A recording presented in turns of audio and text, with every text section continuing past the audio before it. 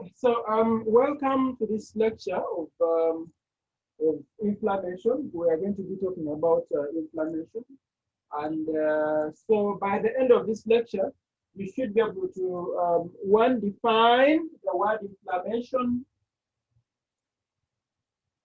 So you should be able to tell us the types of inflammation. Yeah, you should be able to tell us, the different changes or particular changes that occur as a result of inflammation. Yeah.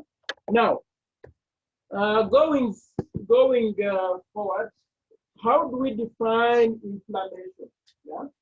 Now, there are certain words that you should not miss in the definition. Yeah. And of course, within the definition, we are saying that cellular response, yeah, cellular response to to injury, yeah. But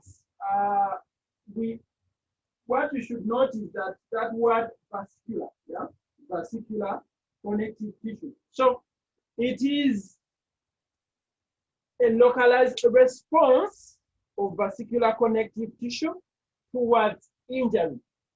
Now, that word vascular is very, very important, because if a tissue is not vascular, it will therefore not be able to respond to inflammation. Yeah? So we are saying that if a tissue is not vascular, then it will not be able to respond to inflammation.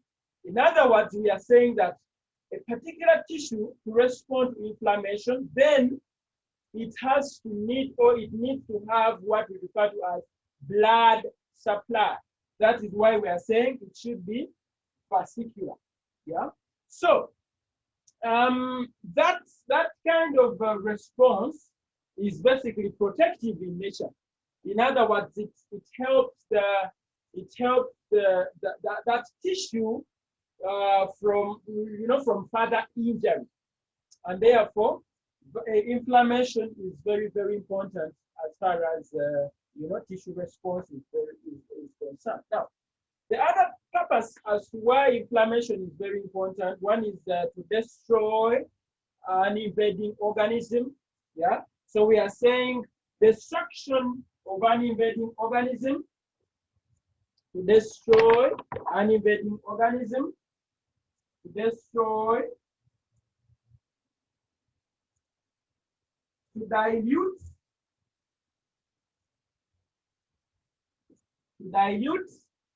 and even to wall off, or what we refer to as sealing off. So in other words, we are saying that inflammation is very important because it helps in this thing. So a tissue, when it gets injured and it inflames, that is basically protective in a way. Yeah, so that is very, very important. Now, what are the causes of inflammation? What are the different things that bring about inflammation? We are saying that inflammation can range from a wide range of causes and things that basically bring about tissue destruction. What are some of these? These are things like bacterial, viral, protozoal, fungal. It can be as a result of the immune system. It can be tumors.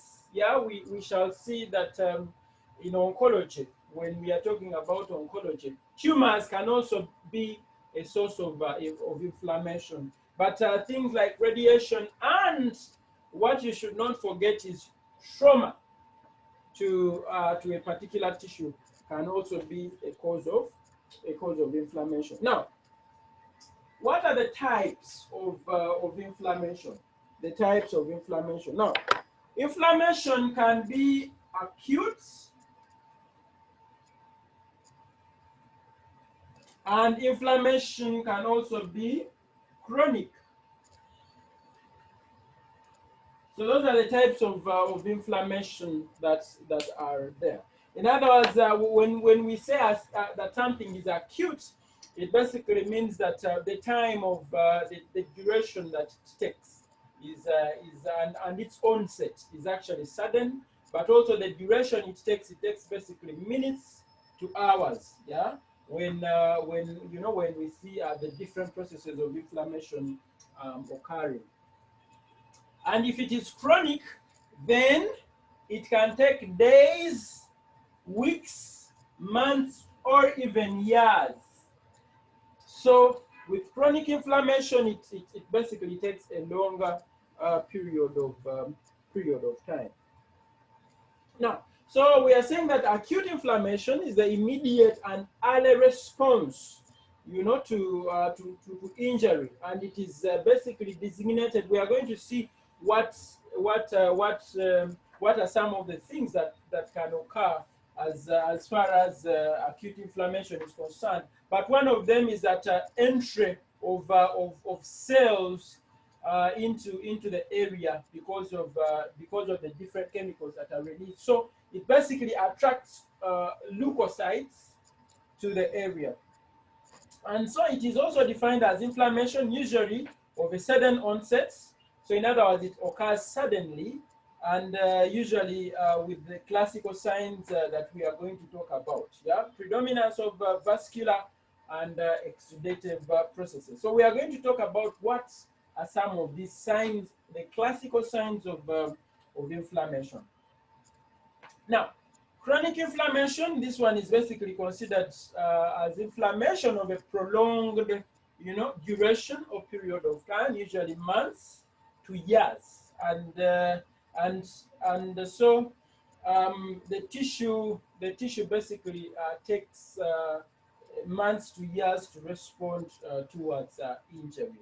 And it is usually slow in progress and is marked chiefly by formation of what we call new connective tissue. In other words, as that tissue is inflamed and as it takes long to respond, then gradually new connective tissue is formed. Now, what are the cardinal signs of inflammation? What are the cardinal signs of acute inflammation? By cardinal signs, we mean those things that cannot miss as far as inflammation is concerned. Yeah, so we refer to them as cardinal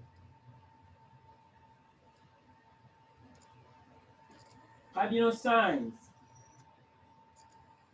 The cardinal signs of inflammation. Now, what are those? Those are things like readiness.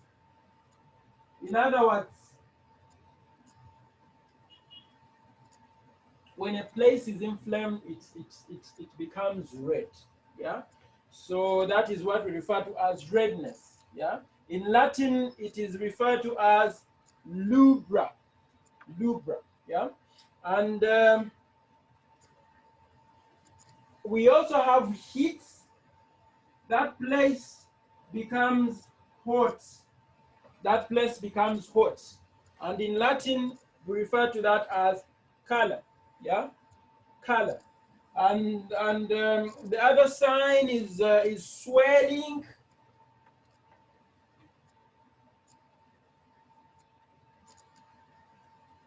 Swelling, in other words, when a place is inflamed, it swells, and that is what we refer to as swelling. And in Latin, it's called tumor, as you can see.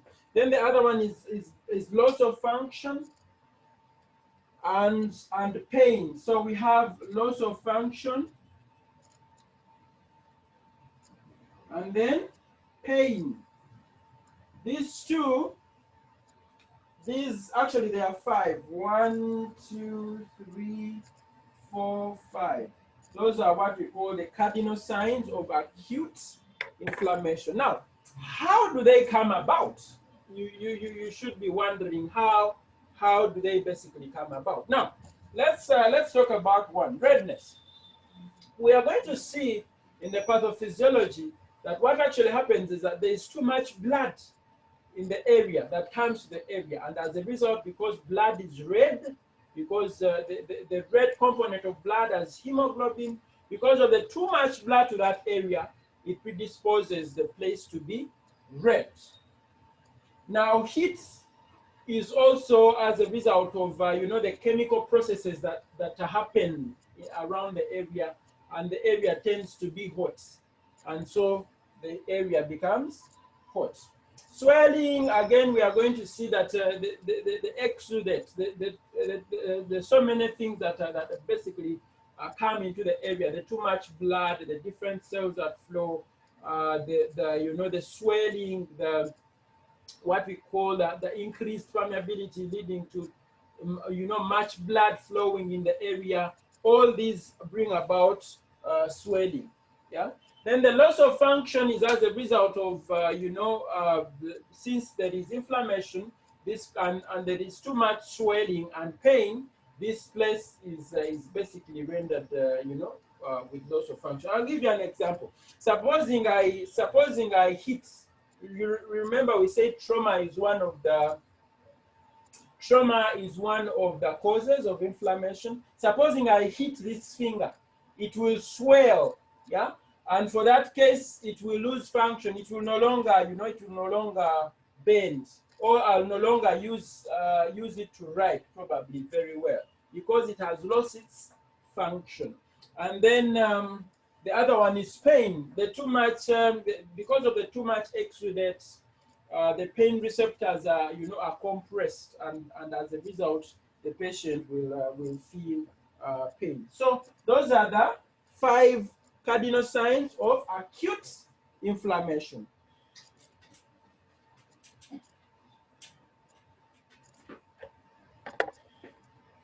Now, so acute inflammation is basically brought about by things like infections.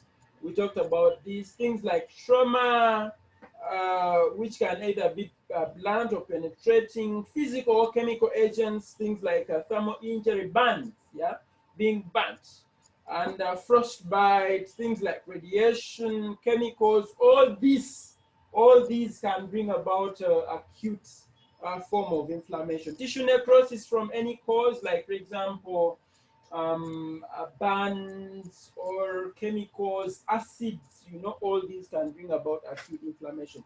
Foreign bodies like that, and even immune reactions, like for example, hypersensitivity reactions, all these can bring about acute inflammation. So acute inflammation can be caused by some of those agents, as you can see. Now, what are the things that basically make up acute inflammation? So when we talk about acute inflammation, we talk about what we refer to as 2 things. They are what we call the vascular changes, vascular changes, and then they are also what we refer to as the cellular events.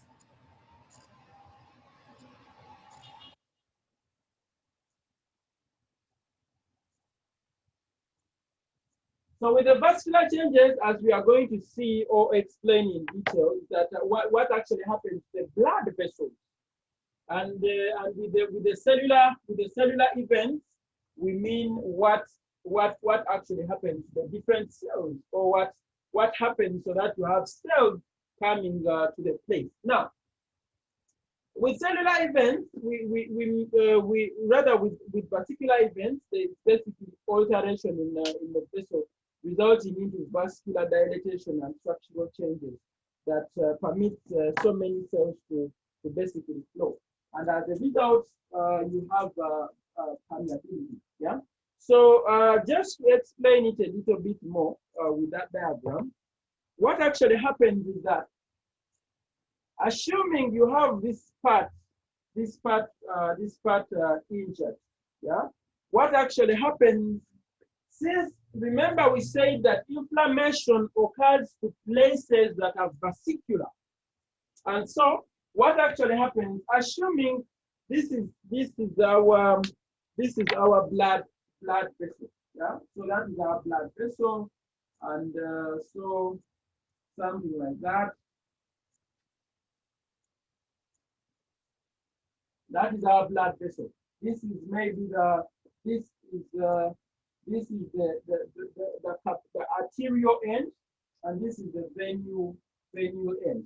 and these are the, these are the capillaries, the different, the different capillaries. Now, what actually happens, and assuming this place has been, it has been injured or damaged, assuming this place has been injured or damaged, and so below here, it is worth noting that below here we have cells, different cells, of course, different cells that make up the intercellular, what we refer to as the interstitial spaces. So here we have the different cells.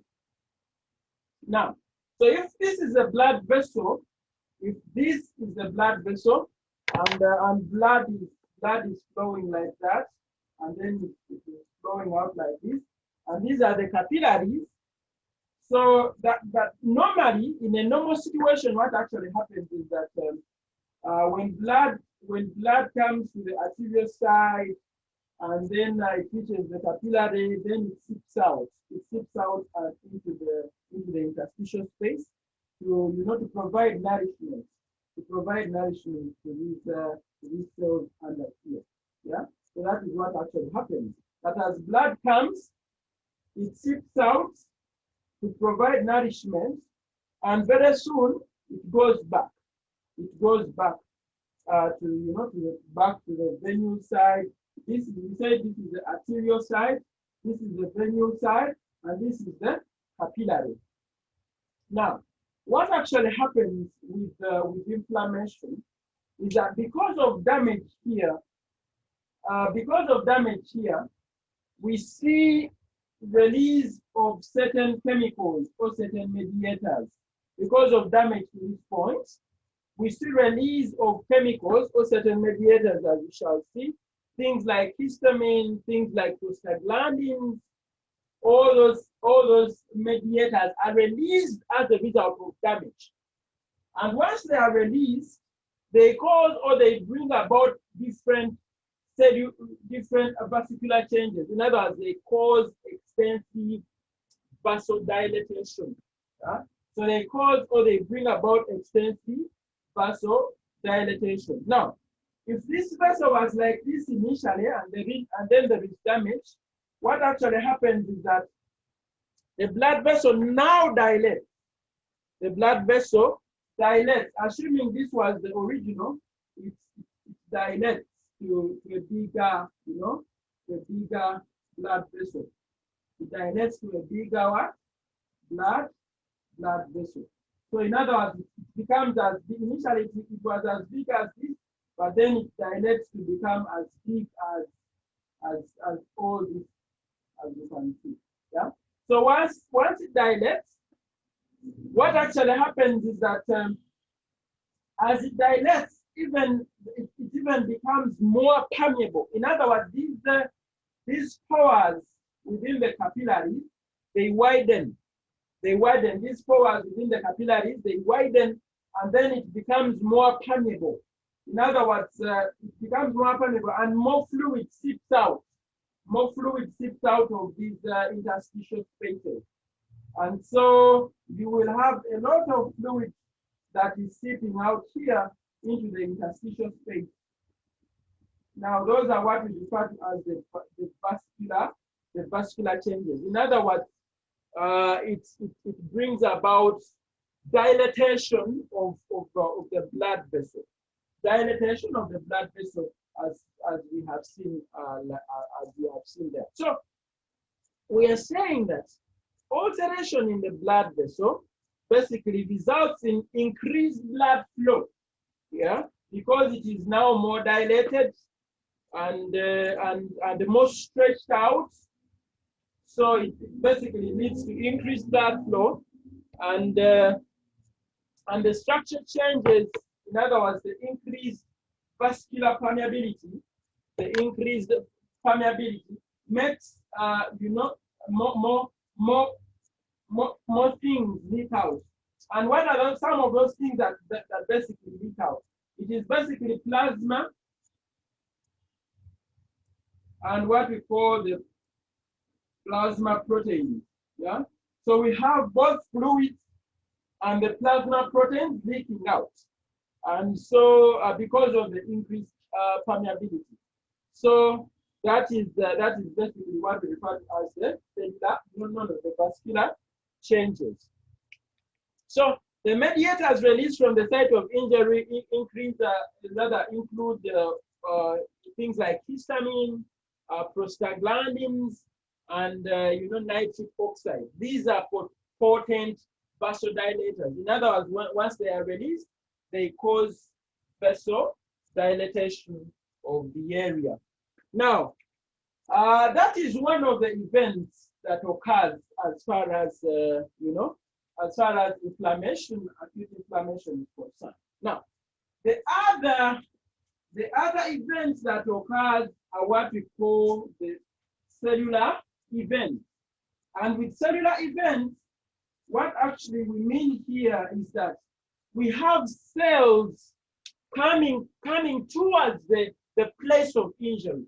So we have cells like neutrophils, they come towards the place of injury. And that is what we refer to as cellular events. So here we have immigration of cells like the leukocytes from the microcirculation, and then they accumulate, they accumulate to focus, at the injury site. And of course, there are mediators at the point of injury. Mediators are released, and these cause, they attract the cells towards the point of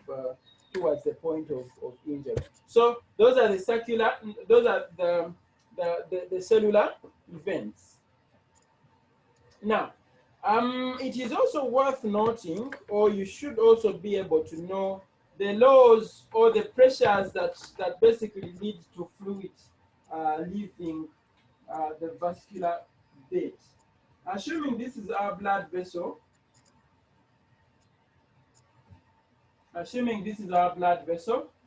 what actually happens is that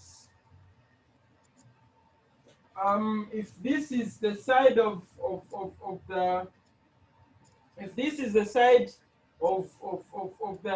artery, and this is the side of the vein, and these are the different capillaries.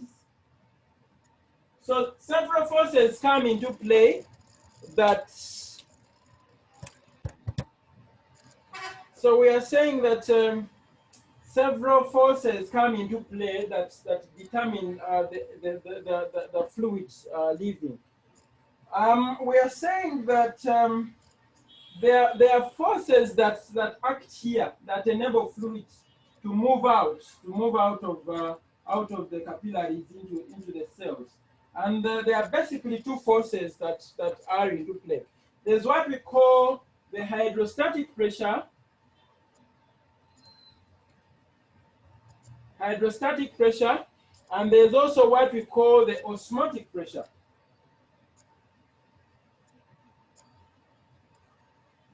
Now, the hydrostatic pressure is that pressure that is basically exerted by the blood. Yeah.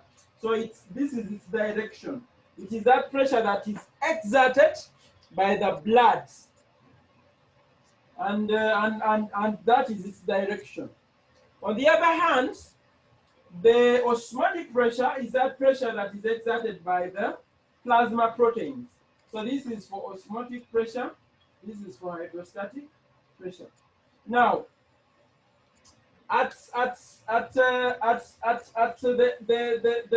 the capillary level, what actually happens is that the hydrostatic pressure is more than the osmotic pressure. So at this level here, we are saying that hydrostatic pressure is more than osmotic pressure at this level here.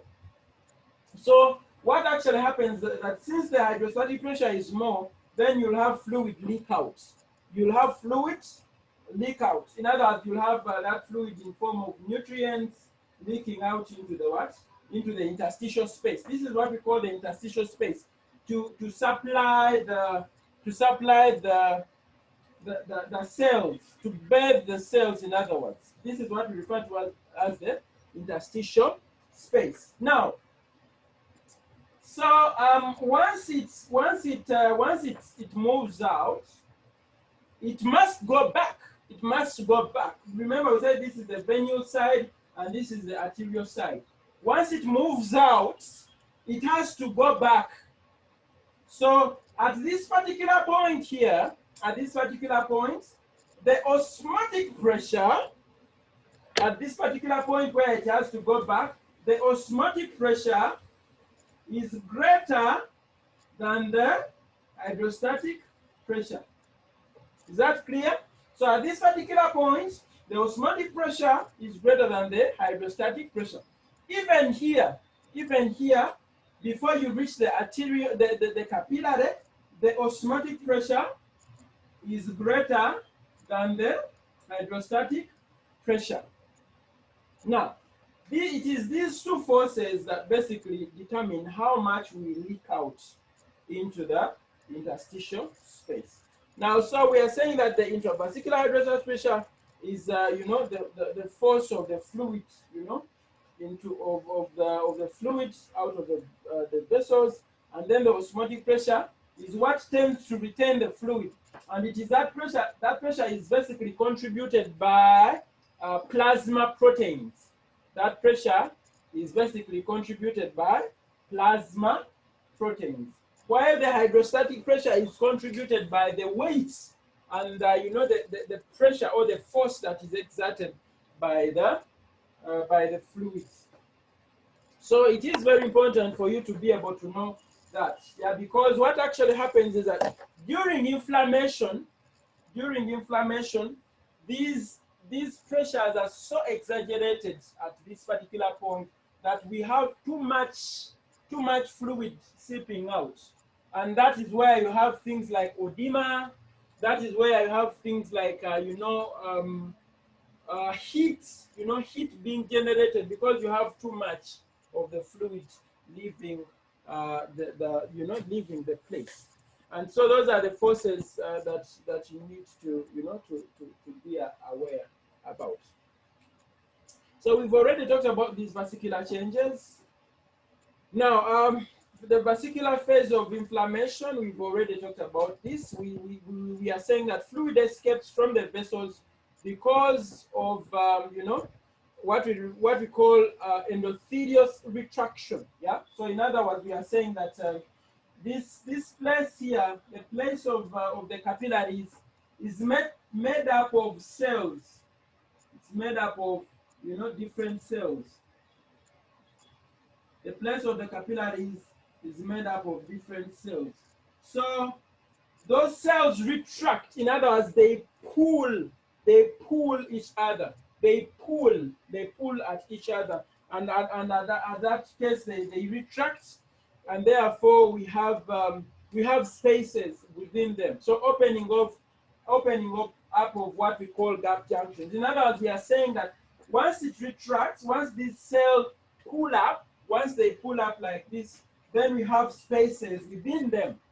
We have spaces within them, and therefore fluid will leak out. So once they pull out, you have spaces within them, and therefore fluid tends to leak out.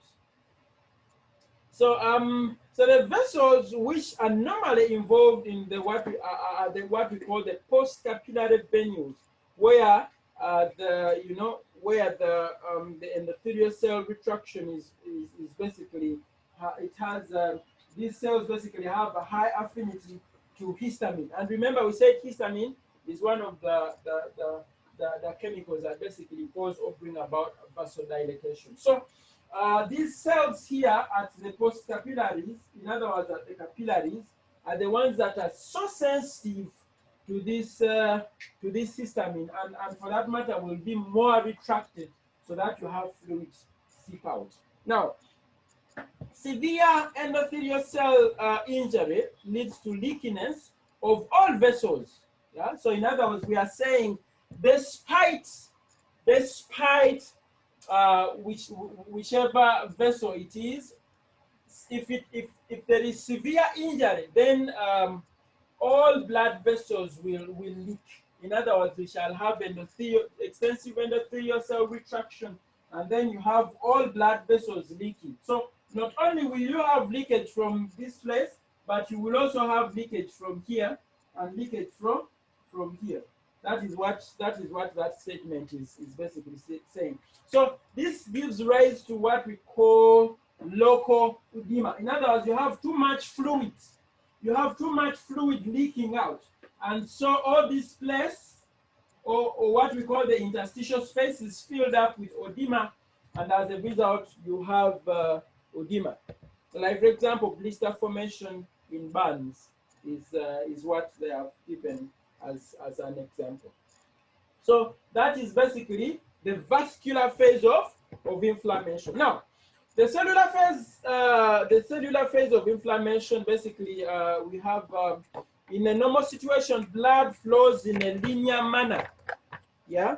So we are saying in a normal situation, what actually happens in a normal situation, blood flows in a linear manner.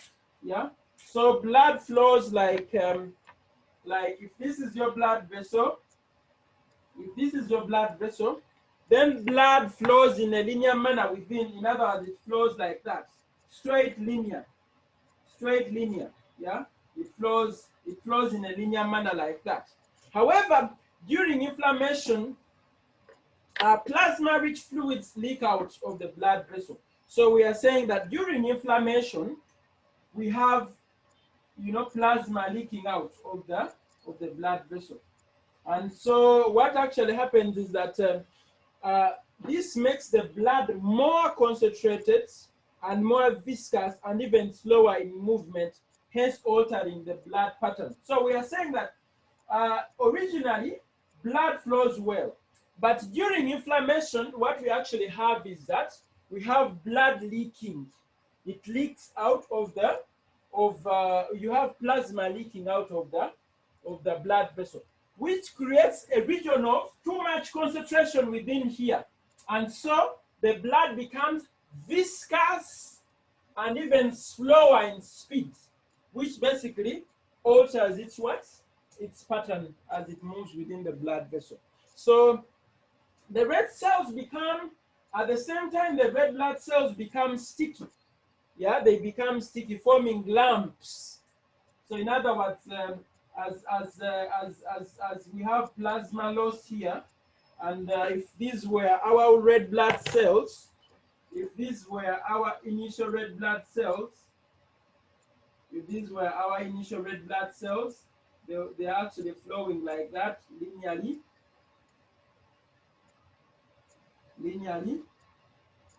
But then as we lose, they become sticky, and they kind of like form clamps. They clamp to each other, yeah? So they clamp to each other like that. They clamp to each other like that.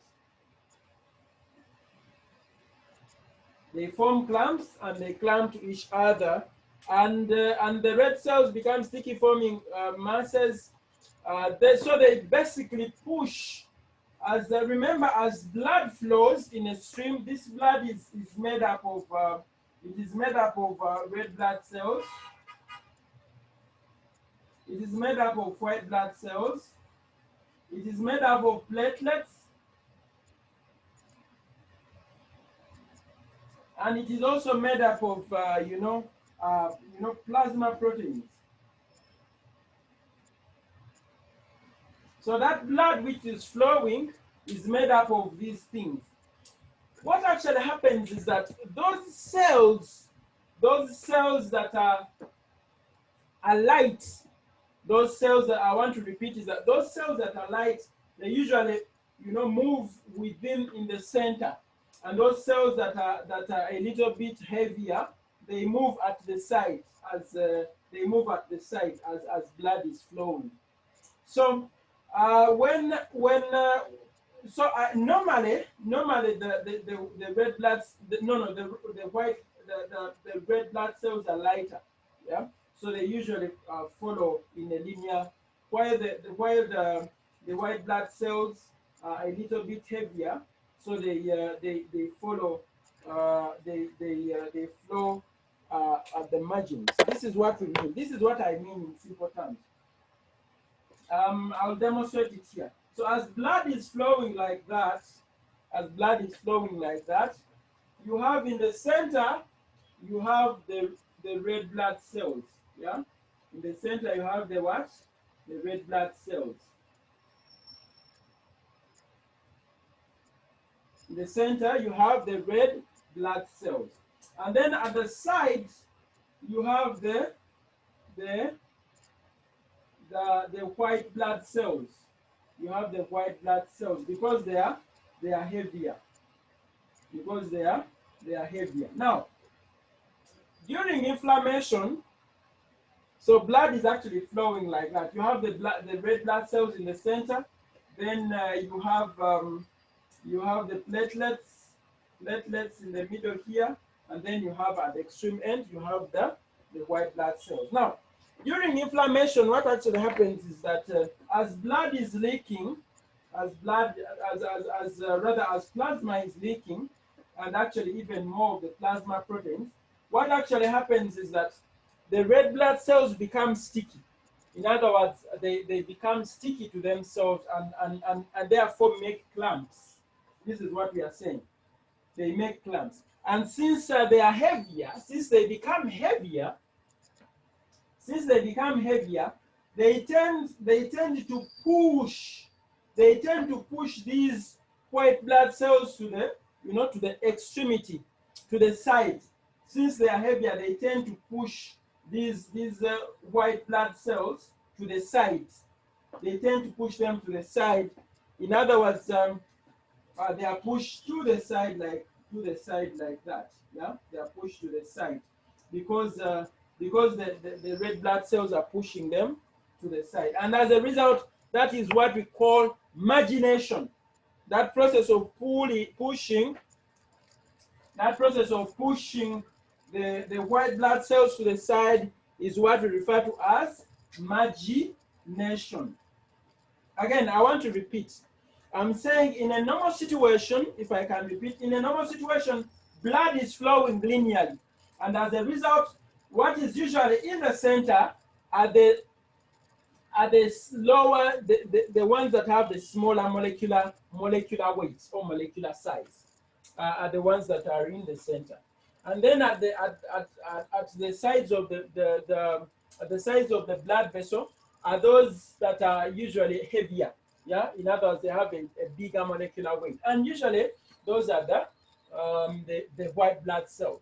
Now, during inflammation, what actually happens is that you have leakage of plasma, and then you also have leakage of the proteins, yeah, because of the vascular changes that occur, and as a result, blood becomes sticky.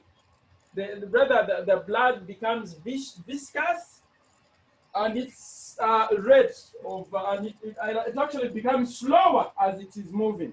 So what actually happens is that because blood has become sticky and has become slower in moving, what actually happens is that the red blood cells become sticky and they clamp to each other, forming larger than normal masses, yeah. And as a result, they push the white blood cells to the sides. They push them to the side.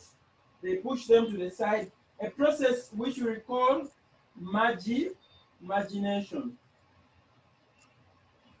A process we call margination. Now, so the white blood cells becomes at the same time, those white blood cells that have been pushed to the sides of the blood vessel, they become sticky to the endothelial cells, and eventually, because remember we said we have gaps.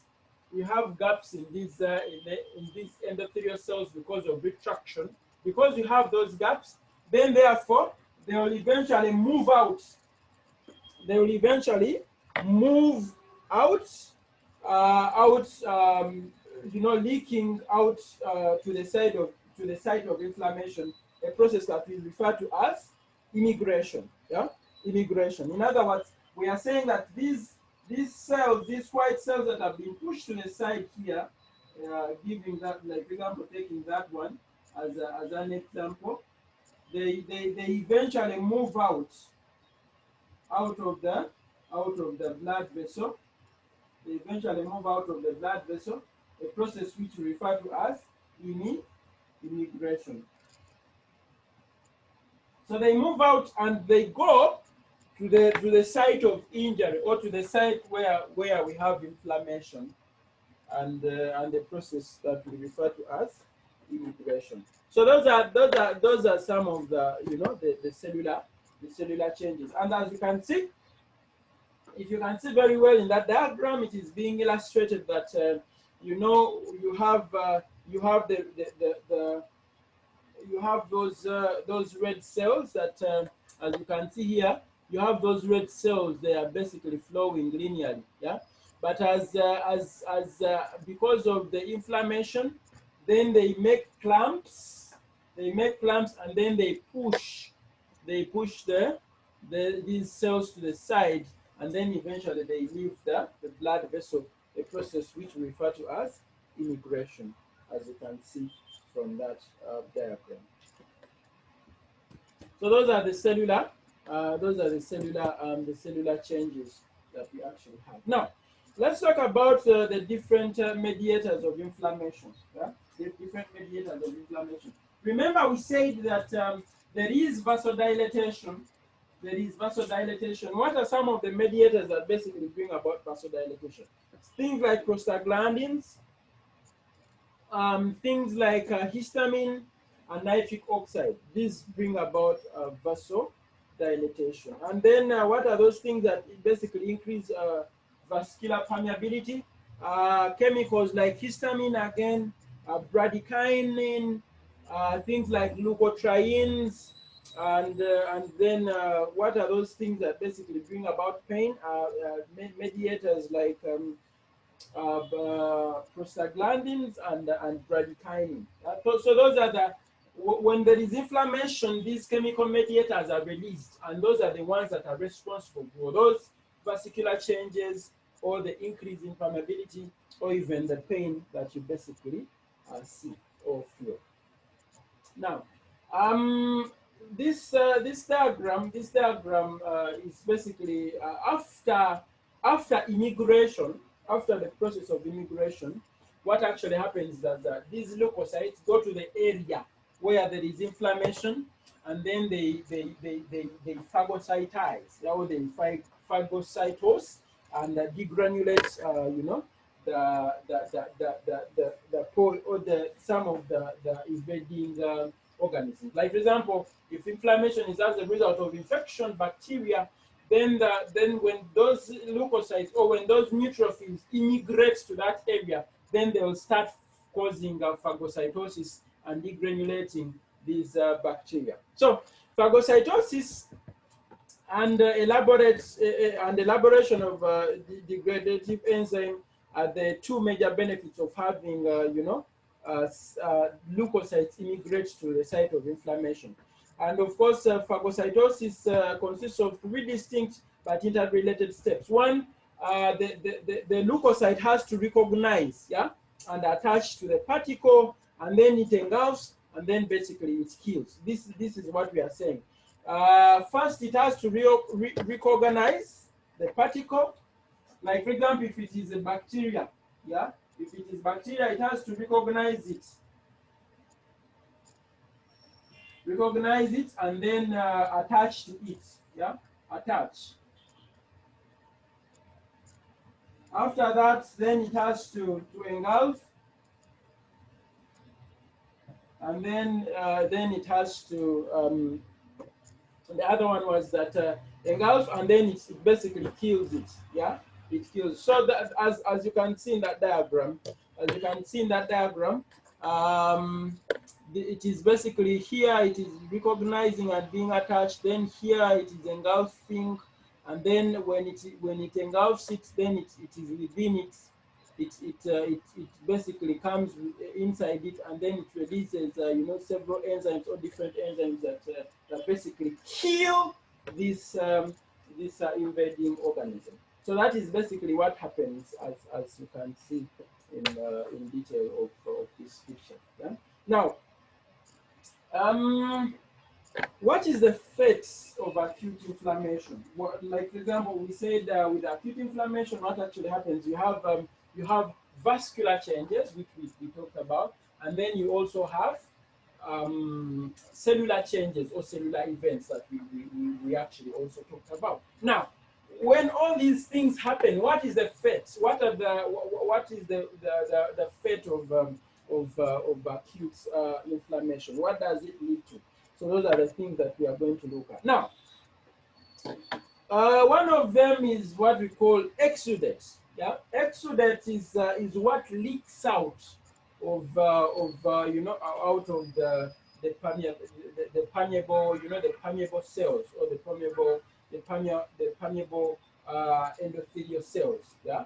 So and since it leaks out, it basically varies in composition. Yeah, that leakage, or that what leaks out varies in composition, and so depending on the state of inflammation response, and to some extent the injurious stimuli. Remember, we said that if the injury is too much, then you will have too much leakage, and as a result, that basically means you will have too much leakage. You will have too much plasma protein leaking out. You will have too much, even the red blood cells and the white blood cells. All these will basically leak out in great quantities and amounts, and as a result, so in early or mild inflammation, the exudate is usually serous. So in early or mild inflammation, the exudate is serous. By serous, we basically mean it is basically made up of plasma proteins and a few leukocytes. Yeah. So we mean that the exudate is basically serous because it is made up of few plasma proteins and a few leukocytes. Like for example, when someone has a blister, like for example in burns, yeah, and then in a more severe or advanced inflammation, the exudate may be thick and even clotted. Yeah, that is what we refer to as fibrinous. So it is thick and clotted. And so by fibrinous, we mean, remember we talked about plasma proteins. And plasma proteins, we have, what are the different plasma proteins? We have, one of them is, what are the different plasma proteins? The different plasma proteins that we have, one of them is albumin. Yeah. Then the other plasma protein that we have is globulin. And then the other plasma protein that we have is what we call fibrin. Now, of course, the most common plasma protein that will leak out is albumin. Yeah, but we can also have fibrin, leaking out. And if it leaks out, then it because fibrin is responsible. I think the protein is called fibrinogen. And fibrinogen is responsible for for structural formation of fibrin. Yeah, so that is why we are saying that if the exudates if it is advanced inflammation, then you can even have fibrinogen leaking out, and therefore having or forming what we call a fibrinous exudate, such as in the lungs when people have pneumonia. Now, if a large number of leukocytes accumulates as is persistent with bacterial infection, the exudate usually consists of pus, and this is what we call purulent or suppurative exudate. In other words, what actually happens is that because of the too much bacterial invasion, an equally even larger number of leukocytes or neutrophils, they basically go to that area. And as a result, some of them die, but also you also find them killing those invading organisms. And what actually is created is, at the end of the day, is pus. Pus can basically be a form of exudate. So that is what we refer to as suppurative or purulent exudate. And purulent exudate is basically characterized by a walled off lesion, what we call an abscess, as we are going to see. Now, if bleeding occurs, the exudate is filled with erythrocytes, and this is described as hemorrhagic. In other words, you have blood within the exudate, so this is referred to as hemorrhagic exudate. Now, those are some of the exudates, or that is some of the fate of acute inflammation. In other words, what can it lead to? It can lead to exudates, and it can be serous, it can be fibrinous, or it can even be suppurative. Now, the other thing is an abscess formation, yeah, and basically we saw here an abscess is basically a walled off lesion, yeah. So it's the localized collection of pus, yeah, and appearing in in an acute or chronic infection, and is associated with tissue destruction and swelling.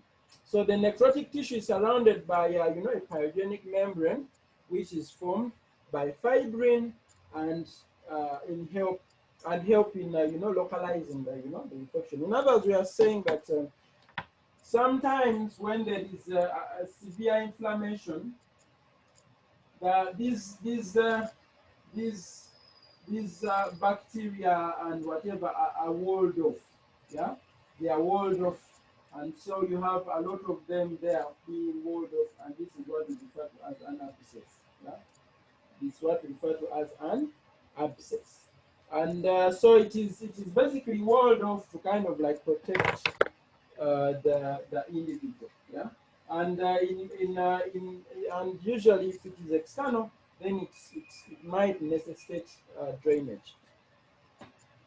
So this is what actually happens. So you have neutrophils, you have release, you have apoptosis of neutrophils, you have release of lysosomal enzymes, then liquefaction necrosis, and then formation of pus, which is finally walled off, and basically that is abscess formation. Now, what are the systemic manifestations of acute inflammation? In other words, by systemic we mean the whole body. How does the whole body respond to acute inflammation?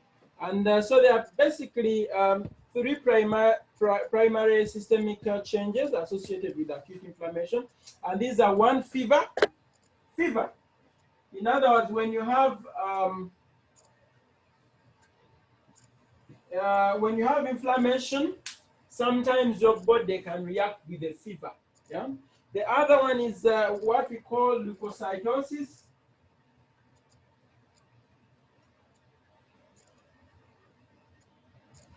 Leukocytosis,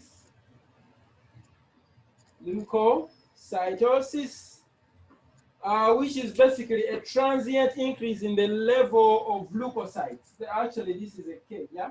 In other words, a transient increase in the level of red blood cells, yeah? Or mostly neutrophils. So you have leukocytosis. Then three, you have what we call plasma protein synthesis, yeah? Like in case of you have plasma protein.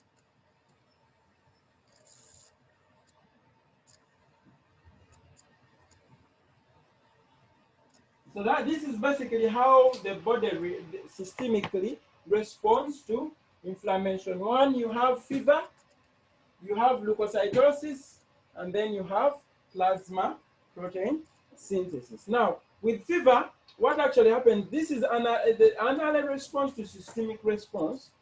Rather, an early systemic response is fever, which is partially induced by things like cytokines, for example, interleukin-1, which is released from the neutrophils and the macrophages.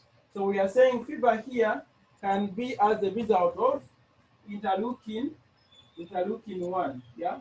And this is released by the macrophages and the neutrophils. Now, these fever-causing cytokines are known as endogenous pyogens, yeah? And basically to differentiate them from what we call the pathogenic induced exogenous pyogens.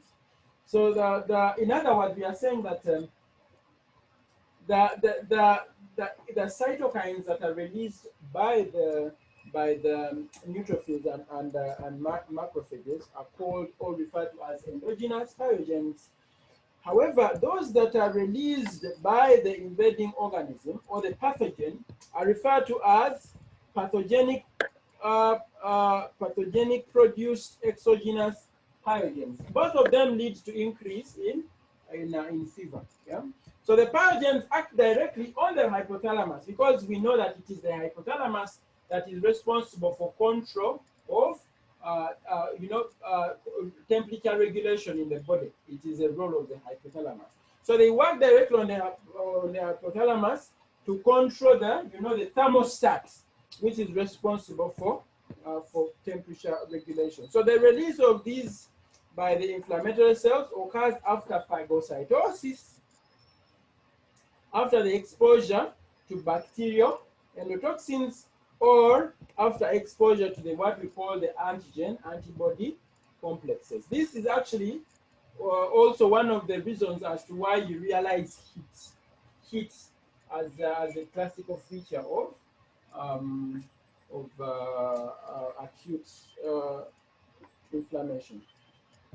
Now, with leukocytosis, we basically mean an increase in the number of leukocytes. And so during many infections, the number of circulating leukocytes, primarily the neutrophils, they increase. In other words, once there is an infection, so many neutrophils or leukocytes are manufactured to fight against the infection. And as a result, you'll have an increase in the number of neutrophils. So the increase is usually accompanied by what we call a left shift in the ratio of immature to mature neutrophils. So in other words, we are saying that by a left shift, we mean that you have so many immature cells or immature neutrophils that are actually not that are not yet mature. So so that you have more immature forms of neutrophils,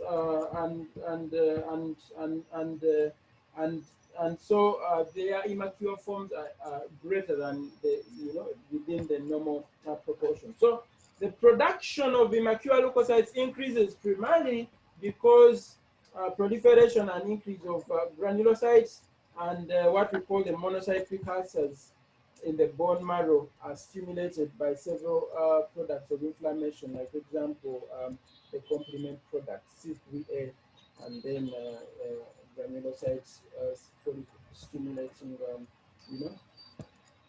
hormone. And then plasma protein synthesis. Usually, when there is inflammation, what actually happens is that remember you are losing plasma proteins to the interstitial space. So the body has to manufacture more. And so what actually happens is that synthesis of is by the plasma proteins are manufactured in the liver. Yeah. So when you lose them to the extracellular or to the interstitial, then within the vessel, they become less, and as a result, the liver is bound to manufacture more. That is why you have plasma proteins being formed. So you have synthesis of many plasma proteins, most of which are products of the liver, increasing during the primary stages of inflammation. These proteins, which can be either pro-inflammatory or anti-inflammatory in nature are referred to as acute phase reactants. So acute inflammation can be varied by a series of what we call hematologic tests, like for example, increase in blood levels of these acute phase reactants, primarily fibrinogen, which is usually associated with an increase in ESR. Now, in other words, we are saying that when there is an inflammation or a systemic inflammation, what actually happens is that the body manufactures more plasma proteins, and some of these that are manufactured are things like fibrinogen, and so when a blood sample is taken out is taken off, and to show that there is inflammation, one of the indicators or one of the parameters is the erythrocyte sedimentation rate, and once there is inflammation, it is usually high. Yeah, so the erythrocyte sedimentation rate is usually high, and so um, basically that is it. Now, what are other symptoms of acute inflammation? These include drowsiness, like for example, someone can feel drowsy, malaise, what we call a generalized feeling of discomfort. We have things like anorexia. You have things like muscle aching. You feel your muscles are aching. Yeah, and so those are the other signs of acute inflammation. Now, that is it about acute inflammation. We now want to talk about chronic inflammation. Now, with chronic inflammation, remember we said it is basically prolonged for months and even years. Yeah, and um, and usually it basically its intention is to repair what has been destroyed. Yeah, and so repair of what has been destroyed as well as the process of inflammation, they occur simultaneously. Now, chronic inflammation is sometimes preceded by unsuccessful acute inflammatory response. For example, um, if bacterial contamination persists in what we call a traumatic wound, so an acute response may be prolonged for 2 days, so rather 2 weeks.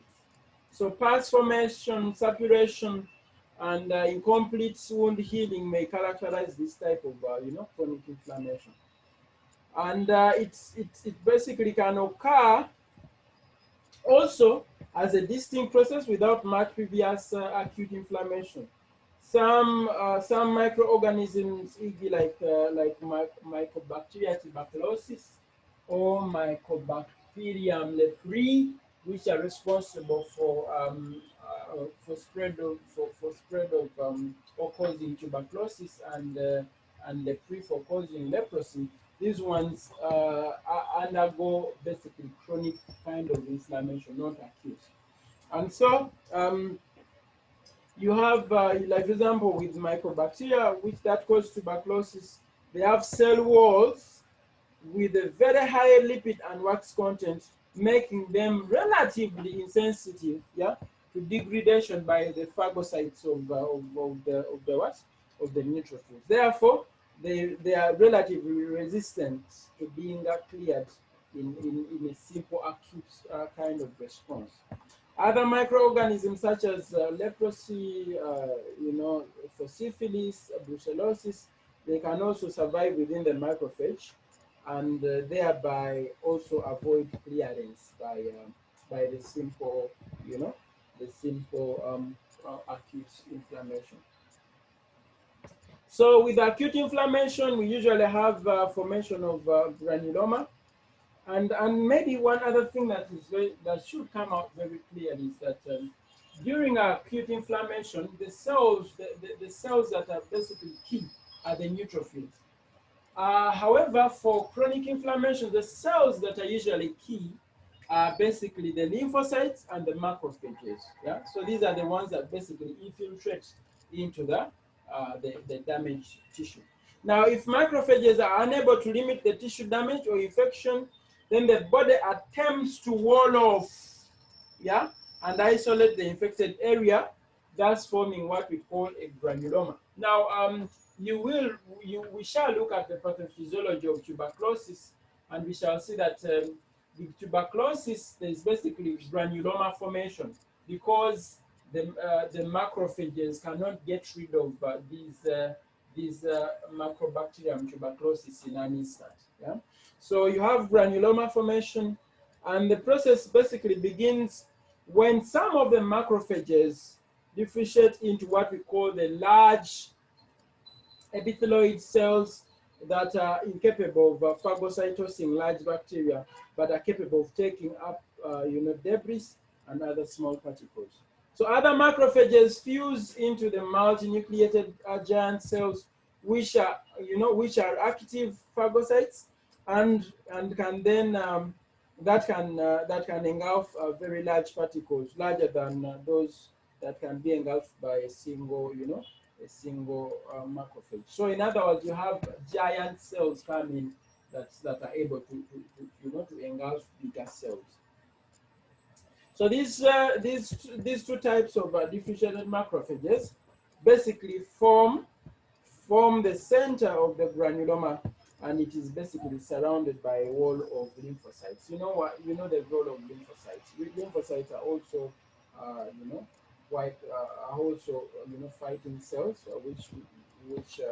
which I think we shall come to cover as we move on. So the granuloma tissue itself is often encapsulated by fibrinous deposits of collagen, which might become cartilaginous. So in other words, we are saying this is in a simple illustration. This is what we are saying, that if this is our lungs,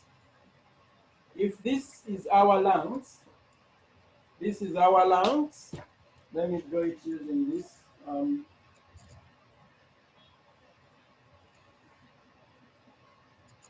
And then maybe you have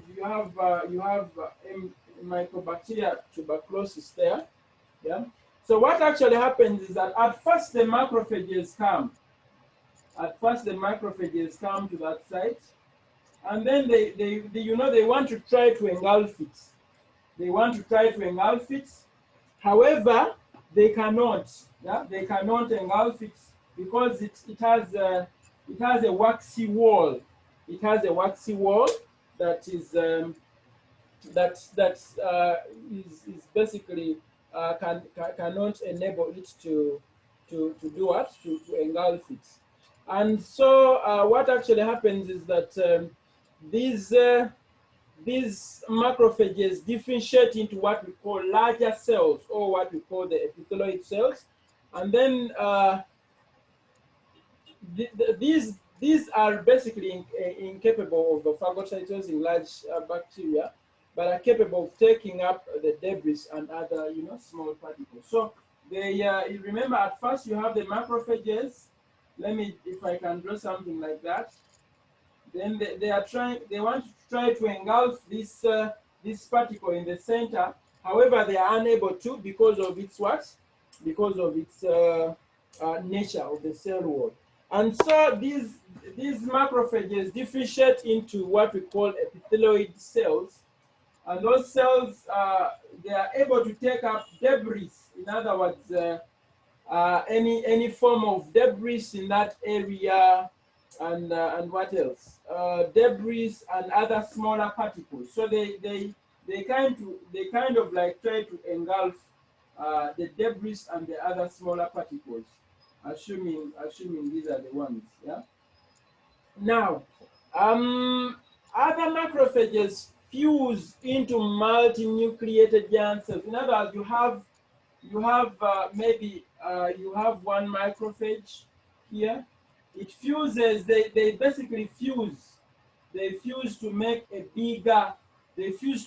bigger cell, which this time is able to engulf the whole of this part. The whole of this what? It is because it is bigger. It is able to engulf. It engulfs all these other ones. It engulfs them to form a central, to form a central a central place, and this central place is what we refer to as a granuloma. New is what we refer to as the granuloma. That central place is what we refer to as the granuloma. And these cells are basically the different um, um, macrophages that fused up are what we call the giant cells. Giant cells. In other words, they are big and they are able to engulf larger particles. Now, of course, these cells that have been engulfed, they form the center of the granuloma, and then at the sides of the granuloma is basically at the side of the granuloma are the lymphocytes, yeah, at the lymphocytes. So we have you have lymphocytes here.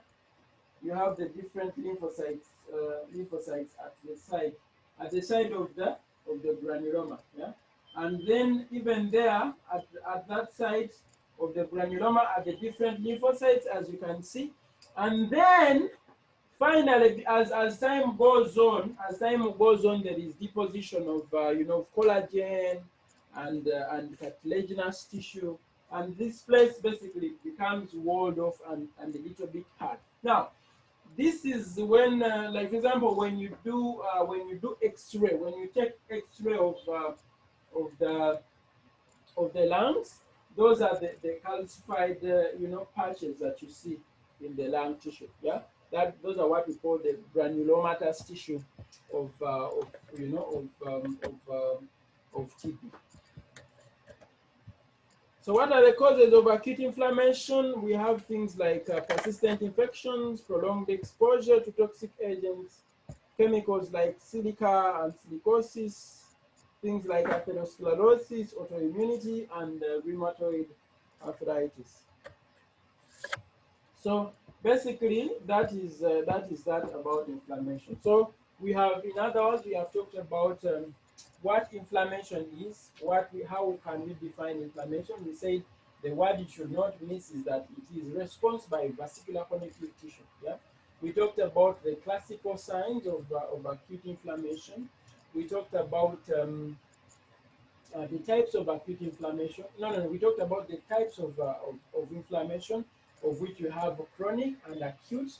We talked about the classical signs of acute inflammation, of which we talked about. There are 5. We have redness, we have swelling, we have pain, we have loss of function and heat. And we also talked about the changes. We talked about the vascular changes and then the cellular changes. And then finally, we talked about chronic inflammation and what basically is involved in chronic inflammation. So please watch the video, go through it, and make sure you understand. In case you don't understand, we still have more questions. Or please feel free to share the questions. Thank you.